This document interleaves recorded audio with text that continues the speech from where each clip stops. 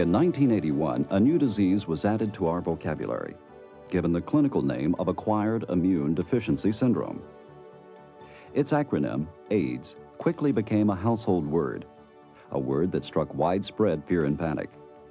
It had come suddenly and seemingly from out of nowhere.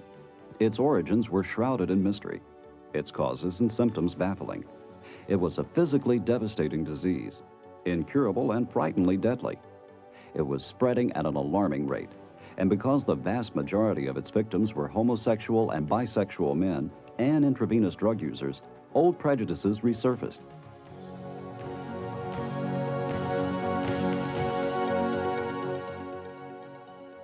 I was diagnosed with AIDS itself with the opportunistic infection called pneumocystis pneumonia in November of '85.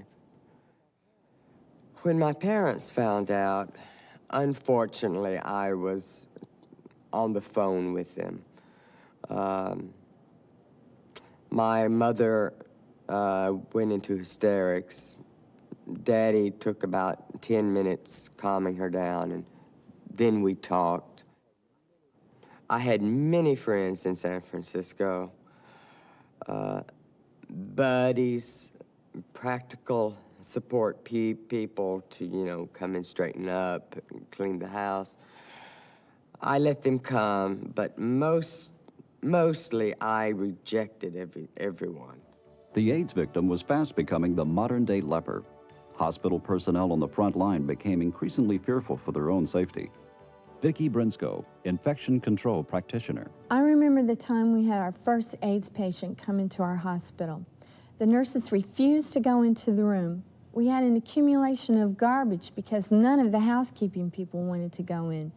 Dietary trays were piled up on the floor outside the room, so the patients didn't even get fed.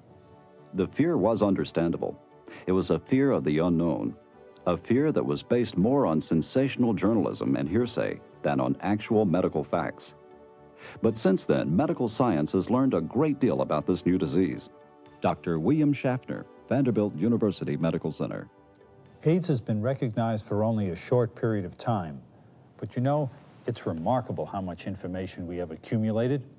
We've put the biomedical research community to work on this problem as we have done with no other problem in the 20th century.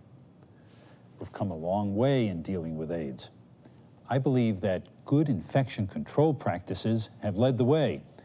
We in the healthcare community are responsible for diffusing the panic in society by demonstrating that safe and effective care for the patient with AIDS is possible and is nothing to be feared. The first breakthrough came in 1984 when American and French researchers isolated and identified the virus that causes AIDS. Designated human T lymphotropic virus type 3, and more recently, human immunodeficiency virus, or HIV. It attacks the body's natural defense system, leaving it vulnerable to opportunistic infections that can be fatal. Subsequent research has shown the AIDS virus to be much less virulent than first suspected. Outside the body, it is weak and short-lived. In short, AIDS is a deadly disease, but with common sense precautions, it is very hard to contract. By now, you probably have had at least one patient with AIDS in your hospital. By the end of 1986, about 26,000 cases had been reported to U.S. Centers for Disease Control, and by 1991, that figure is expected to jump to 270,000. So if you haven't already had a patient with AIDS in your facility, you no doubt will sometime in the near future. While it is a serious disease, as a hospital employee, you have no reason to fear it.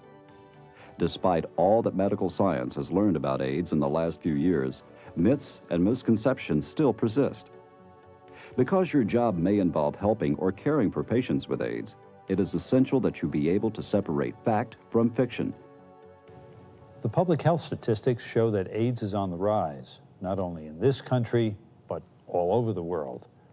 It's also important to note that with proper attention to good hospital infection control practices, particularly as they relate to blood and body fluids, patients with AIDS can be taken care of safely. It's that simple. AIDS is not a nosocomial infection. You can't acquire it by walking into the patient's room and breathing in the air. Even a patient with pneumocystis carinii pneumonia, if a normal person walks into his room, he can't breathe in the air and acquire that disease. A healthcare worker, just by using regular blood and body fluid precautions, will be protected when drawing blood or giving a needle. There are 4 principal routes by which the disease is spread. They are sexual contact, the sharing of contaminated hypodermic needles, from an infected mother to her baby, and less commonly now, by contaminated blood products. New blood tests to detect the HIV antibodies have virtually eliminated the risk from contaminated blood products. There is no evidence that AIDS can be transmitted through casual contact with a person who has AIDS. The virus is not transmitted through air, water, or food. In other words, you can't get AIDS from sneezing, coughing, or the dishes and utensils used by a person with AIDS, from doorknobs, toilet seats, bathtubs, or showers, from a handshake, touching, or simply being around an infected person. If the virus could be spread through casual contact, a patient's home would be an ideal breeding ground. But today, there's not a single instance of a family member, a relative, or friend contracting AIDS who is not a sexual partner or a newborn infant of the infected person. To protect yourself from the risk in the hospital environment, you need only follow the standard blood-body fluids precautions. Essentially, those recommended for any blood-borne sexually transmitted disease, such as hepatitis B. In fact, the HIV virus has proven to be much less contagious than hepatitis, since the number of hepatitis virus particles in the blood is more than 1 billion times greater. The 2 main risks to hospital employees working with HIV-infected patients are needle sticks and body fluid splashes. To eliminate these risks, you need only observe normal, sensible precautions. Use only disposable needles and syringes. Do not recap needles or remove them from the syringe. Do not bend or break the needle, since the needle stick injuries are most likely to occur during this procedure. Instead, dispose of used needles and syringes in rigid, puncture-proof containers. Use non-sterile gloves if contact with a patient's blood, body fluids, secretions, or waste is likely. Should you suffer a needle stick or exposure to infected blood or body fluids, the risk of contracting AIDS is still very small. In a study of 1,500 healthcare workers with needle stick injuries or membrane exposures, only 5 became HIV positive, less than a 1% risk factor, compared to a 30% risk factor for the hepatitis B virus. Protective gowns are necessary only if there's a chance of soiling your clothes with blood or body fluids. Goggles, along with masks, are recommended in situations where splatter of blood or body fluids is possible, as in endotracheal intubation, bronchoscopy, or GI endoscopy procedures. In short, avoid direct contact of your skin or mucous membranes with the blood, blood products, body fluids, waste, and tissue of the HIV-infected patient. Laboratory personnel should observe basically the same precautions as those recommended when working with specimens from a hepatitis B-infected patient. If necessary, clean the outside of the container with a hospital-approved disinfectant. A 1 to 10 chlorine bleach solution, or most any household disinfectant, is sufficient to destroy the virus. Put the specimen container in a second leak-proof container. All specimens should be labeled blood-body fluids precautions. Gloves and laboratory coats or gowns should be worn while working with potentially infectious materials and removed before leaving the lab. Clean up all blood or specimen spills immediately with an approved disinfectant and routinely disinfect all work surfaces on a daily basis. Infectious waste should be put in designated color-coded plastic bags and disposed of in the hospital-approved manner. Routinely wash your hands thoroughly. Ordinary soap and water kills the HIV virus. Protect open wounds from coming in contact with potentially infected materials. Be sure to cover any broken skin surfaces. You can't get AIDS from handling the food or dishes of an infected patient. Although the virus has been found in the saliva of HIV patients, research has shown it is rarely present and in quantities too small to play a role in infection. No special precautions for dishes, drinking glasses, or eating utensils are necessary. Normal procedures for washing and sterilizing dishes and utensils are sufficient to destroy the virus. A patient with AIDS need not be isolated unless secondary infections or poor hygiene require it. Normal hospital laundering is sufficient to sterilize bed linens and hospital clothing. In cases where patients are isolated because of secondary infection, such as tuberculosis, soiled linens and other laundry should be bagged, labeled, or color-coded and processed according to hospital policy for patients on isolation precautions. To avoid accidental needle sticks, housekeeping personnel cleaning operating rooms, laboratories, patient rooms, and special procedure areas should never put their hands in wastebaskets and always wear protective gloves when handling needle disposal containers. Hospital maintenance workers should observe the same precautions. Wear heavy gloves when handling needle disposal containers and never accept a container for incineration unless it is securely locked. What it all boils down to is avoid all direct contact of your skin and mucous membranes with the blood, body fluids, secretions, and waste of the patient with AIDS.